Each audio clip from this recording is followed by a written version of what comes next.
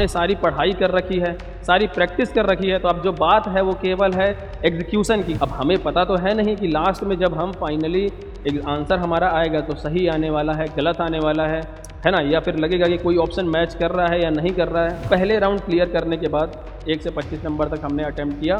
सिर्फ एक मिनट में होने वाले आसान क्वेश्चन जो हमने कर लिया। इससे होगा क्या, 12 से 15 क्वेश्चन सही करके ही बच्चे क्या कर सकते हैं, 99% स्कोर मेंस में कर सकते हैं। ये सब बातें चेक करने के लिए आपका जो स्टार्टिंग में मैंने रफ वर्क सिस्टमेटिक तरीके से अगर आपको करने के लिए जो बताया था वो काम आएगा इसके एनालिसिस में। Hello, good morning JEE aspirants, welcome to this special session और attempting the paper like a topper, जहां पे हम फाइनल मॉक टेस्ट स्ट्रेटजी की बात करने वाले हैं। अब जेईई 2026 जो अपने है फाइनल फेज में है ना, हमने सारी पढ़ाई कर रखी है, सारी प्रैक्टिस कर रखी है, तो अब जो बात है वो केवल है एग्जीक्यूशन की, कि हम इस नॉलेज को कैसे एकदम बढ़िया तरीके से एग्जीक्यूट कर सकते हैं, ठीक है, ताकि मैक्सिमम स्कोर हो, गलतियां कम हो और उस पूरे पेपर के दौरान हमारा कॉन्फिडेंस है वो मेंटेन रहे। क्योंकि अगर पेपर के इनिशियल फेज में ऐसा हुआ कि हमने अपना कॉन्फिडेंस लूज कर लिया या फिर हमारे मन में ऐसा थॉट आ गया कि अरे यार पेपर अटेम्प्ट नहीं हो पा रहा है, तो बेटा ये चीजें आपके फाइनल स्कोर को श्योर शॉर्ट जो है इम्पैक्ट करने वाली हैं। तो इसीलिए कॉन्फिडेंस पर भी हमें अपना मेंटेन रखना है और पकड़ बनाए रखनी है। तो अगर मॉक टेस्ट की बात करें तो मॉक टेस्ट जो है वो फाइनल एग्जाम से पहले एक बैटल फील्ड की प्रैक्टिस की तरह है ना, कि ताकि हम फाइनली अटेम्प्ट करने से पहले बिल्कुल उसी एनवायरनमेंट में बिल्कुल वैसे ही क्या कर सकें, सारी चीजें अटेम्प्ट करें, उसी माहौल में अपने को ढाल सकें, ताकि जब हम एग्जाम में बैठें तो हमें कुछ नया फील ना हो। ठीक है, तो इन सारी बातों को हम यहाँ पर सीखने वाले हैं।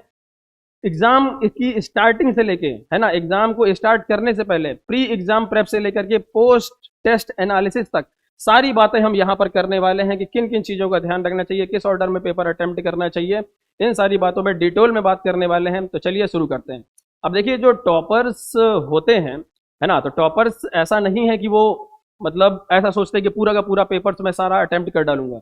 उनके सोचने का थॉट प्रोसेस ये रहता है कि हमें बेस्ट से बेस्ट जो मैं अटेम्प्ट कर सकता हूँ ताकि मेरा टाइम किल ना हो, ठीक है, बिल्कुल बेहतरीन तरीके से हम क्या करें, पेपर को अटेम्प्ट करें। ठीक है, तो अब चलिए बात करते हैं इस पर। तो प्री एग्जाम स्ट्रेटजी में क्या बात करने वाले हैं कि जैसे ही हम मॉक टेस्ट अगर दे रहे हैं तो मॉक टेस्ट से पहले बिल्कुल उसी ही एनवायरनमेंट में बैठे, 3 घंटे की एक सेटिंग में बनाएं। ठीक है, उस दौरान हमें कहीं पॉज नहीं लेना है, ठीक है, उस दौरान हमें फ़ोन यूज नहीं करना है, उस दौरान हमें और भी किसी काम में इन्वॉल्व नहीं होना है। जैसे 3 घंटे एग्जाम में एक बार में बैठ करके अटेम्प्ट किया जाता है, वैसे ही हमें क्या करना है, मॉक टेस्ट को अटेम्प्ट करना है ना। ऐसा नहीं करना चाहिए कि हमने 1.5 घंटे बाद एग्जाम को पॉज कर दिया, फिर उसके बाद हम क्या करें, चले गए, थोड़ी देर बाद घूम फिर के आए, फिर उसके बाद अटेम्प्ट कर लिया। नहीं, उससे आदत नहीं बनेगी, क्योंकि बात यहाँ पर जो है वो बात है आदत की। ठीक है, हमें आदत अगर नहीं है 3 घंटे बैठ के लगातार कॉन्सेंट्रेशन के साथ पेपर अटेम्प्ट करने की, तो हम उस फाइनल डे पे ऐसा चमत्कार टाइप से नहीं हो जाएगा कि हम क्या कर लेंगे, अचानक से 3 घंटे बहुत ही बढ़िया परफॉर्म कर लेंगे।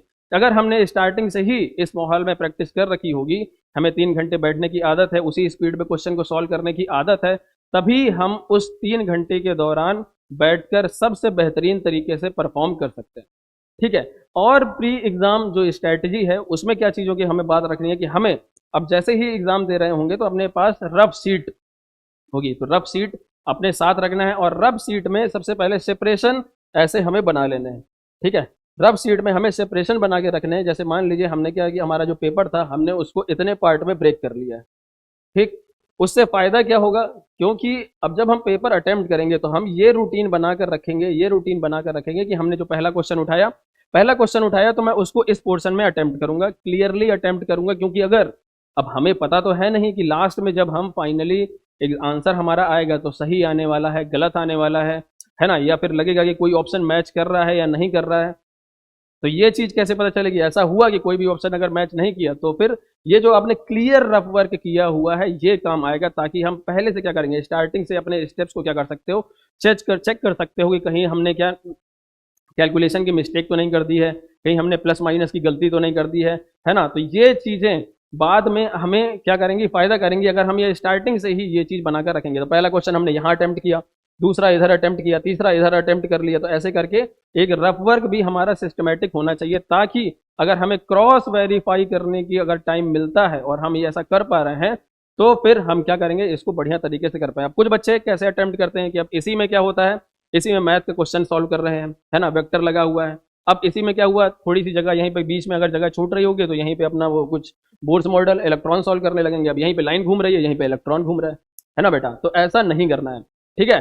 तो फिर हमें क्या करेंगे, ऐसे पेपर्स में मार्जिन बना के रखने हैं और इन मार्जिन में ही रफ वर्क को करने की आदत डालनी है, ताकि जो गलतियां हो उसको हम फिर से क्या कर सकें, वेरीफाई कर सकें। अगर फाइनल में आंसर नहीं आया तो फिर से चेक कर सकें, फिर से हमें अगर मान लो यहीं पर कुछ गलती हुई है प्लस माइनस की, तो उस चीज़ से डील कर सकें। तो एग्जाम शुरू करने से पहले ये रिचुअल्स हमें हर में करना है। हर मॉक टेस्ट में इस बात को ध्यान रखना है कि मॉक टेस्ट को जब अटेम्प्ट करें तो रफ वर्क प्रॉपर बनाएं, रफ वर्क में ही इसमें क्या करें, पेपर को अटेम्प्ट करें। ठीक, अब चलते हैं, बात करते हैं कि पेपर में 3 राउंड स्ट्रेटजी, तो यूनिवर्सल 3 राउंड स्ट्रेटजी क्या है, क्या ये किस टाइप से पेपर में हेल्प करेगी मैक्सिमम स्कोर करने के लिए, वो बात करते हैं। अब ये बात है क्या, देखिए, अब सबसे पहले जैसे ही आप पेपर अटेम्प्ट करने जा रहे हैं, तो पेपर अटेम्प्ट करने से पहले सबसे पहले मॉक टेस्ट के दौरान ही ये हमें प्री एग्जाम प्रेप में ही अपने डिसाइड कर लेना है कि हमें किस ऑर्डर में पेपर को अटेम्प्ट करना है ना, कि पहले फिजिक्स करना है, केमिस्ट्री करना है या मैथ करना है। ठीक, जनरली बच्चों का क्या होता है कि बच्चे केमिस्ट्री ही पहले राउंड में क्या करते हैं, अटेम्प्ट करते हैं। ठीक है, तो पहला जो टाइम दे रखा होता है वो केमिस्ट्री, फिर फिजिक्स या मैथ जो उनका स्ट्रांग हुआ, और लास्ट में, क्योंकि वो लास्ट में जो भी सब्जेक्ट बच रहा होगा। ठीक है, इससे फायदा क्या होता है कि अगर आप बेटा स्ट्रॉन्ग सब्जेक्ट या फिर स्कोरिंग सब्जेक्ट से स्टार्ट करेंगे ना, तो स्टार्टिंग में आपका कॉन्फिडेंस बना रहेगा। अब मान लो आपने पहला ही क्वेश्चन कोई टफ इंटीग्रेशन का उठा लिया, है ना, दूसरा क्वेश्चन देखा हुआ तो यहाँ पे डेफिनेट इंटीग्रेशन का दिया हुआ था, तीसरे क्वेश्चन में देखा तो कुछ मिसलेनियस सीरीज का कुछ उसने क्वेश्चन दे दिया है, और इस दौरान आपसे स्टार्टिंग के ही 3-4 क्वेश्चन नहीं बने हैं, तो फिर ये श्योर शॉट आपके स्कोर को इम्पैक्ट करेगा, क्योंकि बेटा आपका कॉन्फिडेंस जो है वो गिर जाएगा। तो इस चीज़ से बचने के लिए हमें क्या करना है, इस चीज़ से बचने के लिए हमें अपने स्ट्रॉन्ग सब्जेक्ट से है वो स्टार्ट करना है, और ऑर्डर पहले से ही, एग्जाम शुरू होने से पहले ही से ही हमें क्या करना है, ऑर्डर डिसाइड करके रखना है। ऑर्डर डिसाइड करके रखना है कि किस ऑर्डर में हम पेपर को अटेम्प्ट करने वाले हैं। ठीक है, अब पेपर को अटेम्प्ट कर लिया, मान लिया मैंने चूज किया है कि मैंने सबसे पहले केमिस्ट्री को अटेम्प्ट करना है, केमिस्ट्री को अटेम्प्ट करना है, तो अब इस पेपर को भी हमें 3 राउंड में अटेम्प्ट करना है। पहला राउंड क्या है, श्योर शॉर्ट राउंड। ऐसे क्वेश्चंस अटेम्प्ट करने हैं जो श्योर हूं मैं कि ये सही है। और ये कैसे पता चलेगा, और श्योर मतलब ऐसा श्योर कि जो हम सोच सकते हैं कि भाई 1 मिनट के अंदर मैं इसका आंसर कर सकता हूँ, जिसके लिए सिंपल डेफिनेशन बेस्ड क्वेश्चन जो होते हैं उनका आंसर करना, जो फैक्ट बेस्ड क्वेश्चन होते हैं, सिंपल फॉर्मूला बेस्ड क्वेश्चन होते हैं जो हम 1 मिनट के अंदर सॉल्व करते हैं, वो सारे क्वेश्चन हमें श्योर शॉर्ट राउंड पर अटेम्प्ट करने हैं। ठीक है, जो एकदम श्योर क्वेश्चन होंगे, है ना, और हर सब्जेक्ट में यही स्ट्रेटजी फॉलो करनी कि हमने केमिस्ट्री उठाया तो केमिस्ट्री के सारे ऐसे क्वेश्चन पूरे पेपर से गो थ्रू करना है। पहले क्वेश्चन पे गए, देखा अरे ये तो फैक्ट बेस्ड क्वेश्चन है, मार्क किया, आगे बढ़े। हमें अपने आप से क्वेश्चन करना है कि क्या 1 मिनट में हम ये सारे क्वेश्चन अटेम्प्ट कर सकते हैं। जो भी क्वेश्चन हमारे सामने स्क्रीन पर आया, क्या वो 1 मिनट में मैं अटेम्प्ट कर सकता हूँ। अगर ऐसा कर सकता हूँ तो हमें उसको मार्क करना है और आगे बढ़ना है। और अगर लेकिन क्वेश्चन में ऐसा लग रहा है कि, अगर क्वेश्चन में ऐसा लगा कि नहीं इसको करने में 2 से ज़्यादा मिनट लग सकता है, 1 से ज़्यादा मिनट लग सकता है, तो फिर हमें क्या करना है, उसको अपने दूसरे राउंड के लिए छोड़ देना है, या फिर हम बेटर, सबसे बेस्ट तरीका क्या होता है कि हम उसे मार्क फॉर रिव्यू कर लें। ठीक है, आसान वाले क्वेश्चन जो 1 मिनट के अंदर अटेम्प्ट होने वाले हैं, हमने क्या कर लिया, उनको डायरेक्ट वहीं पर आंसर किया। दूसरे और जो क्वेश्चन लग रहे हैं कि ये क्वेश्चन मुझसे बन तो सकता है लेकिन इसमें कई सारे स्टेप इन्वॉल्व हैं जिसमें 2 से 5 मिनट का समय लग सकता है, तो ऐसे क्वेश्चंस को मैं क्या करने वाला हूं, ऐसे क्वेश्चंस पे मैं मार्क फॉर रिव्यू करके छोड़ने वाला हूं। अब एक तीसरे टाइप के भी क्वेश्चन मिलेंगे जिसमें आपको कुछ पता नहीं चल रहा होगा कि इसमें क्या करना है, तो उसमें अभी कुछ नहीं करके छोड़ देना है, कुछ भी नहीं करना है। तो देखिए अब क्या होगा, कलर वाइज, अब देखिए अगर आपने क्वेश्चन अटेम्प्ट कर दिया तो उसमें ग्रीन कलर होता है, ठीक है, मार्क फॉर रिव्यू किया तो उसमें पर्पल कलर होता है, और जिसको नहीं अटेम्प्ट करेंगे तो वो व्हाइट में ही रहेगा। तो ये क्वेश्चन जो हैं वो 3 कैटेगरी में बढ़ जाने वाले हैं कि पहला जो रहेगा ग्रीन वाले जो आपने अटेम्प्ट कर दिए हैं, तो पहले 1 मिनट के अंदर वाले सारे 1 से लेके 25 तक सब्जेक्ट वाइज अप्रोच अगर हमने फॉलो करी है तो हम केमिस्ट्री में 1 से लेके 25 तक जाएंगे। 1 से लेके 25 तक जाने के बाद अब जब से एक फैक्ट बेस्ड क्वेश्चन सारे आंसर कर दिए, और जो पर्पल वाले हैं जो मार्क फॉर रिव्यू हैं उनको भी नोट डाउन कर लिया, और जो नहीं बन रहे अभी, जो लग रहा है जिनकी अप्रोच मुझे क्लियर नहीं है ना, सीधा मुझे और सोचने की जरूरत है, उनको ब्लैंक करके क्या कर दिया है, सीधा सीधा छोड़ दिया है। अब पहले राउंड क्लियर करने के बाद 1 से 25 नंबर तक हमने अटेम्प्ट किया, सिर्फ एक एक मिनट में होने वाले आसान क्वेश्चन जो हमने कर लिया। इससे होगा क्या, इससे ये होगा कि जैसे ही लास्ट में अटेम्प्ट करते करते हम लास्ट में पहुंचेंगे तो ऐसा नहीं होगा कि मेरे अटेम्प्ट करने लायक जो क्वेश्चन थे, स्कोरिंग क्वेश्चन थे, वो छूट जाएं। क्योंकि बाद में पेपर में सबसे बड़ा बच्चों का दुख यही होता है कि आता तो था, ये तो यार बहुत ही आसान क्वेश्चन बाद में पड़ा हुआ था, लेकिन मैं कर ही नहीं पाया। तो क्यों नहीं कर पाया? क्यों? क्योंकि हमने वही अप्रोच फॉलो कर रखी है एक लाइन से क्वेश्चन सॉल्व करने की। एक लाइन से क्वेश्चन सॉल्व नहीं करना है, ठीक है। तो पहले राउंड में हमें आसान वाले क्वेश्चन सॉल्व करने हैं, क्योंकि हर पेपर में ऐसे क्वेश्चंस भी होंगे जो आसान होते हैं, हर पेपर में ऐसे क्वेश्चंस भी होते हैं जो आपको फंसाने के लिए डाले जाएंगे, जो आपका टाइम किल करेंगे, है ना। तो इन क्वेश्चन से हमें बचना है। तो अगर आपको पेपर में हीरो बनना है तो ऐसे विलेन क्वेश्चंस को क्या करना पड़ेगा? छोड़ना पड़ेगा, ठीक है। तो पहला जो है वो हमारा श्योर शॉर्ट राउंड है, राउंड 1। दूसरे राउंड में क्या? High impact round. High impact round जो मैंने ग्रीन, जो आपके मार्क फॉर रिव्यू वाले क्वेश्चन हैं, उनको हमें यहाँ पर क्या करना है? अटेम्प्ट करना है, ठीक है। तो इस वाले राउंड में हमें कौन से वाले? इस वाले राउंड में हमें मार्क फॉर रिव्यू जो हमने के लिए जो क्वेश्चन छोड़ रखे हैं, मार्क फॉर रिव्यू वाले जो क्वेश्चन छोड़ रखे हैं, उनको हमें यहाँ पे क्या करना है? अटेम्प्ट करना है। तो ये जो क्वेश्चन होंगे श्योर शॉर्ट राउंड, ये आपका कॉन्फिडेंस बनाएगा, ठीक। और जो मार्क फॉर रिव्यू है, तो श्योर शॉर्ट राउंड में जैसे ही आप गुजरेंगे तो आपके जैसे 1 से लेकर 25 आप सब्जेक्ट में, हर सब्जेक्ट में अलग अलग अप्रोच बनेगी। केमिस्ट्री में बात करें तो केमिस्ट्री में आप बहुत सारे क्वेश्चन, लगभग 10 से 15 क्वेश्चन इस राउंड में अटेम्प्ट कर चुके हों।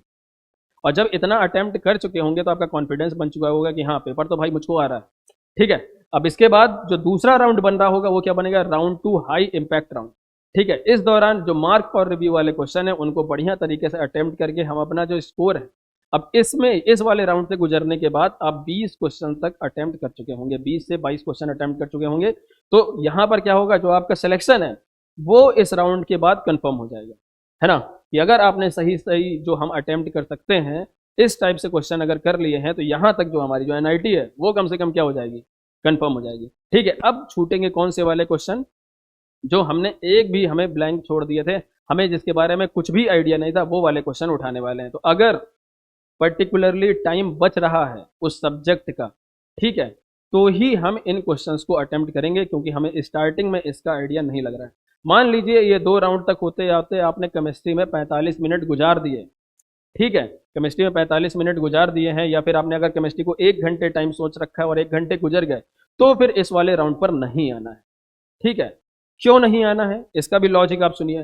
क्योंकि अगर मान लीजिए आपने 2 राउंड कर लिया, 1 घंटे तक आपने आसान क्वेश्चन उठा लिए, मॉडरेट वाले क्वेश्चन सॉल्व कर दिए, अब ये जो क्वेश्चन है स्मार्ट फिनिश राउंड है, ठीक है। अब ये जो क्वेश्चन है, अब देखिए ये तो टाइम लेंगे ही, क्योंकि आपको इन क्वेश्चंस का आइडिया नहीं है, ठीक है। इन क्वेश्चंस का आपको आइडिया नहीं है, तो ये क्वेश्चन क्या है? टाइम लेने वाले हैं। अब टाइम लेने वाले हैं तो आप सोचो, आप जो दूसरे सब्जेक्ट के आसान क्वेश्चन जो आपको स्टार्ट करने चाहिए थे, उनके बदले में आप इसके टफ क्वेश्चन कर रहे हो। अब देखो क्वेश्चन तो तुम्हें 4 मार्क्स ही देने वाला है ना। चाहे टफ क्वेश्चन अटेम्प्ट करो, चाहे आसान क्वेश्चन अटेम्प्ट करो, तो होशियारी इसी में है कि हम क्या करें? आसान क्वेश्चन अटेम्प्ट करते हैं और मैक्सिमम स्कोर करें। क्योंकि अगर हम आसान क्वेश्चन पे जाएंगे, अगर मान लीजिए अभी इस 1 घंटे खत्म होने के बाद मैंने फिजिक्स उठाई, और फिजिक्स के जो वही, अब फिजिक्स में फिर से वही अप्रोच लगाएंगे, कौन सी वाली? श्योर शॉर्ट राउंड वाली। तो फिजिक्स के पहले 15 मिनट में आप क्या करेंगे? जो भी फॉर्मूला बेस्ड क्वेश्चन आ रहे होंगे, जो भी थ्योरी वाले क्वेश्चन होंगे, वो सीधा मार्क कर देंगे 15 मिनट में। मान लीजिए आपने 6 से 7 क्वेश्चन अटेम्प्ट कर लिए, ठीक है। तो फिजिक्स में आप मान लीजिए कि पेपर मॉडरेट है, तो 6 से 7 क्वेश्चन अगर 15 मिनट में 1 लाइनर वाले अगर आपने अटेम्प्ट करे हैं, तो अगर आपने, लेकिन अगर पिछले सब्जेक्ट के केमिस्ट्री वाले, अगर स्मार्ट फिनिश राउंड वाले जो टफ वाले अटेम्प्ट किए होते तो आप कितने कर पाते? 3 कर पाते, 4 कर पाते, है ना। तो सीधा सीधा क्या हो गए? आपके नंबर इंपैक्ट होंगे, 12 से 15 नंबर सीधा यहाँ पे आपको इंपैक्ट होते हुए दिखेंगे। तो बेटर यही है कि हम स्मार्ट तरीके से काम करें, राइट क्वेश्चंस का सिलेक्शन करें, और बेहतरीन तरीके से जहां से भी मैक्सिमम स्कोर कर सकते हैं। क्योंकि क्वेश्चन पेपर में ऐसे क्वेश्चंस पड़े हुए हैं जो आपके सिलेक्शन के लिए पर्याप्त हैं। इसीलिए हमें इन टफ क्वेश्चंस पर अपना समय बर्बाद नहीं करना है। एक बार आप सारे पूरे पेपर्स के जो अपने आसान वाले क्वेश्चंस हैं, है ना, जो मॉडरेट कैटेगरी वाले क्वेश्चन है, इनको अगर सॉल्व कर लिए, उसके बाद समय बच रहा है तो आप इस पर आएंगे, ठीक है। तो केमिस्ट्री वाले में जैसे आपने इन 2 राउंड में किया, सेम हम फिजिक्स में रिपीट करेंगे और सेम मैथ में रिपीट करेंगे। इसके बाद अगर हमारे पास टाइम बच रहा है तो फिर हम इन क्वेश्चंस को अटेम्प्ट करने वाले हैं। इससे क्या होगा? इससे ये होगा कि लास्ट में हमें ये नहीं होगा कि हमने लास्ट में पेपर देखा और हमें ये नहीं लगने वाला कि यार ये तो क्वेश्चन आसान था, हमसे बना नहीं, छूट गया, मैंने पेपर ही नहीं देख पाया मैं, है ना, इसके लिए टाइम ही नहीं बचा। तो इन सब चीज़ों से बचने के लिए, रिग्रेट से बचने के लिए हमें ये स्ट्रैटेजी अपनानी है कि सबसे पहले आसान वाले पहले करेंगे, फिर मॉडरेट कैटेगरी वाले, फिर टाइम बचेगा तो स्मार्ट फिनिश राउंड में ये क्वेश्चन अटेम्प्ट करेंगे। अगर आपने अटेम्प्ट कर ले गए, आप इतनी स्पीड आपने मेंटेन करके रखी है, इतनी एक्यूरेसी मेंटेन करके रखी है, स्पीड और एक्यूरेसी दोनों आपकी बढ़िया चल रही है, तो फिर आप इस राउंड पर पहुंचें और जो इस कैटेगरी वाले क्वेश्चन है, इस कैटेगरी वाले क्वेश्चन को सॉल्व करें। और ये कैटेगरी क्वेश्चन सिलेक्शन तो आपको इन वाले क्वेश्चन में फाइनल हो चुका होगा। ये क्वेश्चन आपको जो आपके आने वाला एग्जाम है जेईई एडवांस, उसके लिए तैयार करने के लिए, इस जेईई एडवांस के क्वेश्चंस के लिए, जेईई एडवांस एग्जाम के लिए आपको सीधा सा इंडिकेशन देगा कि हाँ आप एडवांस में बैठने के लिए क्या है, तैयार है। तो चलते हैं अब अगली बात देखते हैं कि अगली बात हमें क्या ध्यान रखने वाली है। ठीक है, स्ट्रेटेजिक अप्रोच बाय सब्जेक्ट। अब सब्जेक्ट स्पेसिफिक क्या अप्रोच रखनी है। ठीक है, फिजिक्स में स्ट्रेटेजिक क्वेश्चन सिलेक्शन, वही बात बताया कि क्वेश्चन सिलेक्शन हमें बढ़िया रखना है। ठीक है, जो भी आसान क्वेश्चन है, फॉर्मूला बेस्ड क्वेश्चन है, थ्योरी वाले क्वेश्चन है, उनसे हमें भागना नहीं है, उनको सबसे पहले अटेम्प्ट करना है। जो कि एकदम तुरंत ही कर सकते हैं, 1 मिनट 2 मिनट के अंदर सॉल्व कर सकते हैं, तो उनको सबसे पहले सॉल्व कर लेना है, ताकि आसान वाली कोई भी क्वेश्चन हमसे छूटने ना पाए। मार्क्स इन मिनट, केमिस्ट्री सबसे ज़्यादा स्कोरिंग, सबसे ज़्यादा फेवरेट होती है बच्चों की, है ना। बच्चे अब इसमें क्यों, क्योंकि टाइम भी कम लेगी, क्योंकि फैक्ट बेस्ड क्वेश्चन ज़्यादा रहते हैं। इनऑर्गेनिक के क्वेश्चन की बात करें, ऑर्गेनिक के क्वेश्चन की बात करें, फिजिकल में थोड़े क्वेश्चन हो सकते हैं जो सॉल्व करने वाले हों। ठीक है, तो इस दौरान ये जो केमिस्ट्री वाला पार्ट है, जो आपका समय भी बचाएगा और साथ में आपको मैक्सिमम स्कोर भी करवाएगा। तो यहाँ से हमें समय बचाना है, मार्क्स इन मिनट, है ना, केमिस्ट्री में अटेम्प्ट करके हमें समय बचाना है। और फिर उसके बाद क्या करना है, उस समय को जो भी आपका टफ पोर्शन हो, फिजिक्स हो या मैथ हो, उस पर लगाना है। क्योंकि बेटा ये जो है टाइम टेकिंग है। अब इनमें भी बात करूं तो सबसे ज़्यादा टाइम टेकिंग जो इस समय आपने लास्ट 3-4 साल का पैटर्न अगर ऑब्जर्व किया हो, तो मैथ के क्वेश्चन काफ़ी लेंदी आते हैं।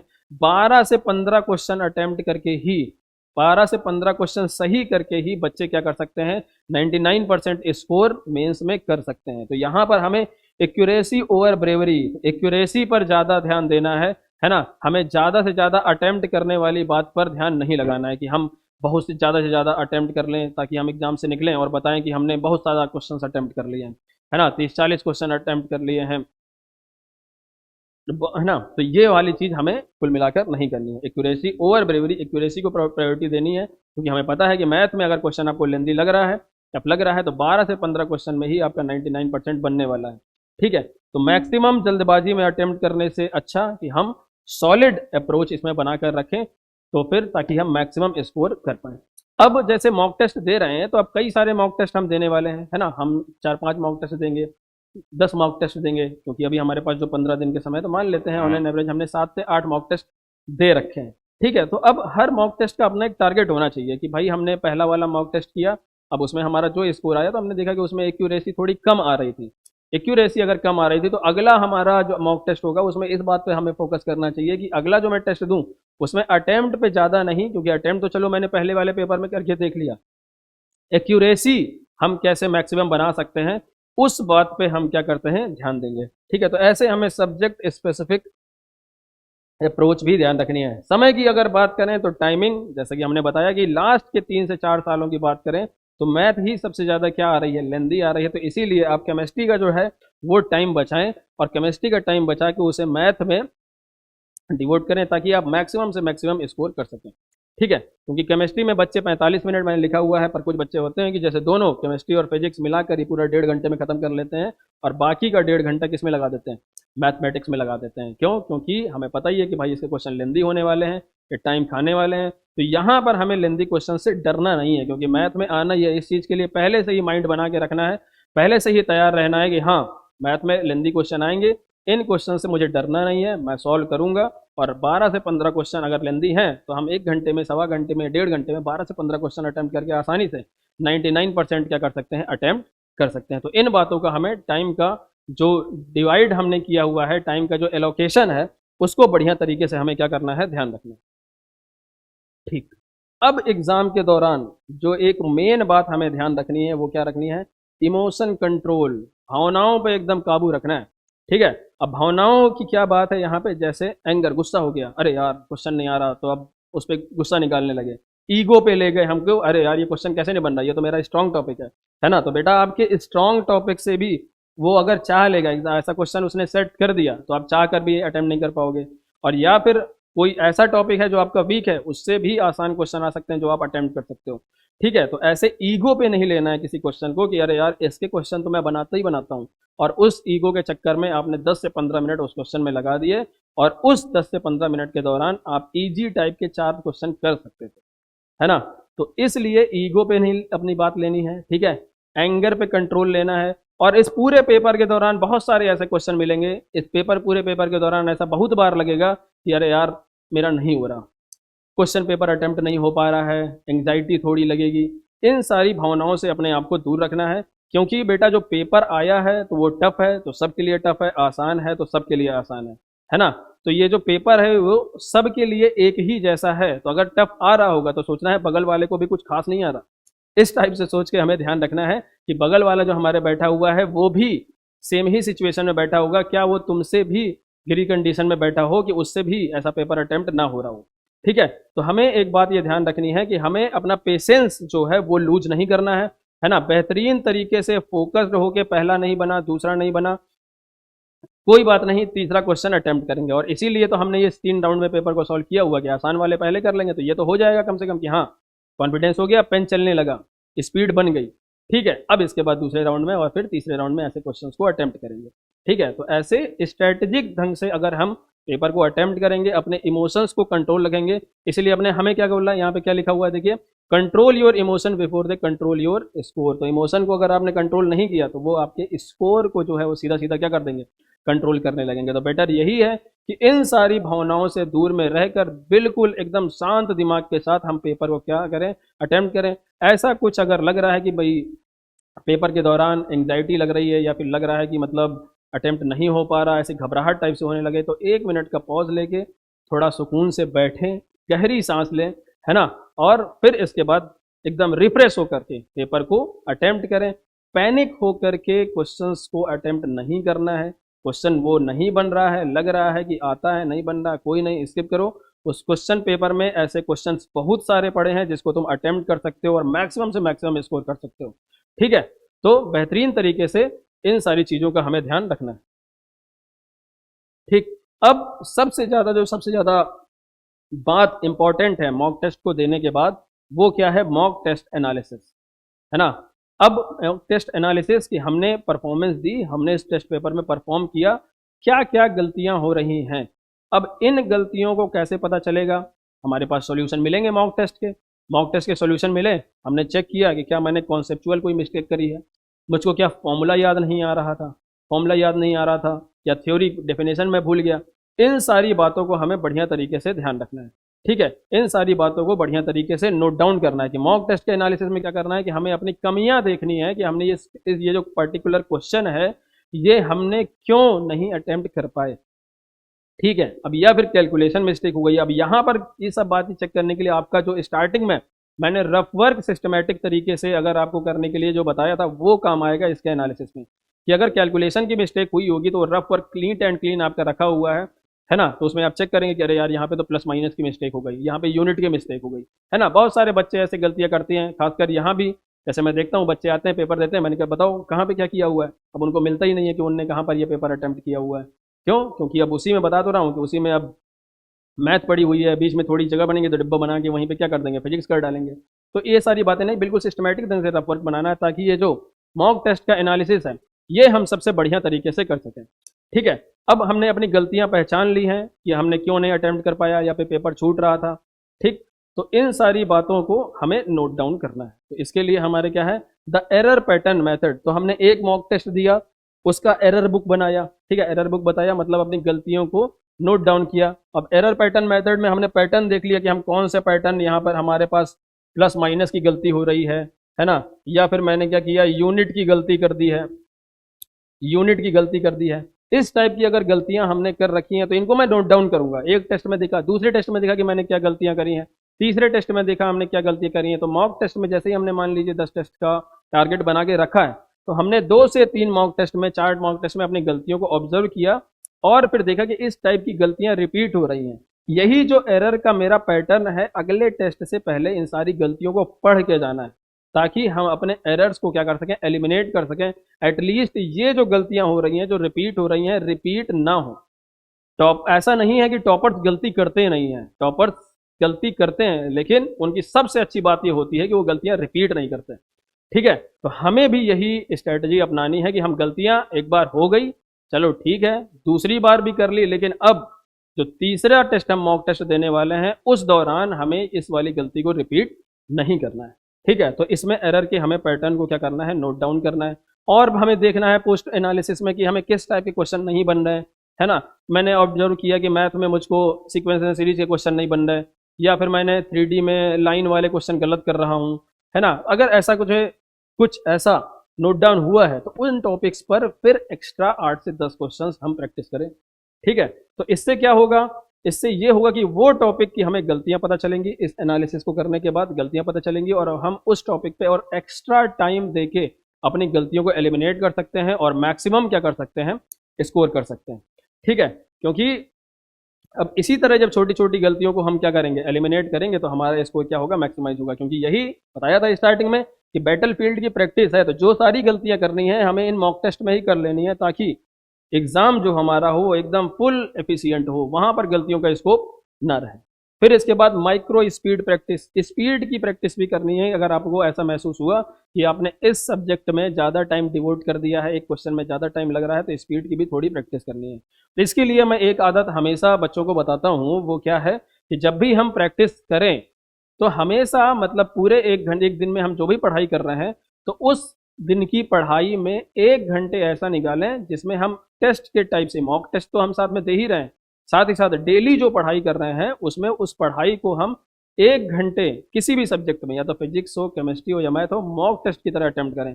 PYQs ही अगर मैं लगा रहा हूं तो मैंने PYQs की बुक उठाई, अपने पास रखा, और 1 घंटे बिल्कुल उसी स्पीड में, उसी इन्वायरमेंट में हम क्वेश्चन को क्या करेंगे, PYQ जो मैं प्रैक्टिस कर रहा हूँ अटेम्प्ट करूंगा, ताकि मेरी स्पीड की प्रैक्टिस बनी रहे। क्योंकि बच्चे गलती क्या करते हैं, क्योंकि पहले, अब मान लीजिए 10 दिन तो वो क्या किया, मान लीजिए 10 दिन के बाद 11वें दिन एग्जाम है, अब बच्चे ने पढ़ा 10 दिन, वो ऐसे पढ़ रहा है, क्वेश्चन कर रहा है, एक क्वेश्चन करने में 10 मिनट कर रहा है, 15 मिनट में कर रहा है, ऐसे बैठ के लेटे लेटे क्वेश्चन कर रहा है ना। तो 1 घंटे में कितने क्वेश्चन अटेम्प्ट कर पाएगा वो, ऐसे अगर कर रहा है तो 6, 7, 8, 10। एक बार 1 घंटे पूरा एग्जाम के माहौल में बैठ करके उसे क्वेश्चन को अटेम्प्ट करना है और देखना है कि हम कितने क्वेश्चन अटेम्प्ट कर पा रहे हैं। अब ये काम जैसे हमने किया, मान लो पहला हमने 1 घंटे का प्रैक्टिस सेशन रखा, और प्रैक्टिस सेक्शन रख के देखा कि हमारे पास तो इसमें कितने बन रहे हैं, 8 क्वेश्चन अटेम्प्ट हुए। तो अगला टारगेट रहना है कि अगली बार जब मैं 1 घंटे का सेट उठाऊंगा तो उसमें 10 क्वेश्चन अटेम्प्ट करूंगा। और ये आदत अगर हम हर एक दिन में 1 घंटे कम से कम करें मॉक टेस्ट के अलावा, तो ये हमारी स्पीड बढ़ाने में बहुत ज़्यादा काम करता है। क्योंकि 10 दिन अगर हमें इस बात की प्रैक्टिस हो जाएगी, तो 11वें दिन हमारा दिमाग इस स्पीड को मेंटेन करके रखेगा कि हाँ, उस प्रेशर में उस स्पीड के साथ दिमाग परफॉर्म कर सकता है। अब 10 दिन हमें आदत है ही नहीं इस टाइप का वर्क करने की, 11 दिन हमें अचानक पेपर दे दिया गया कि भाई 1 मिनट में 25 क्वेश्चन करो, तो कहाँ से 1 घंटे में 25 क्वेश्चन करें, तो कहाँ से हो जाएंगे 1 घंटे 25 क्वेश्चन। ठीक है, तो अगर हम डेली रूटीन वाइज ये चीज़ फॉलो करेंगे, माइक्रो स्पीड प्रैक्टिस करेंगे, छोटे छोटे सेट बना के प्रैक्टिस करेंगे, तो स्पीड हमारी श्योर शॉर्ट इंक्रीज होने वाली है।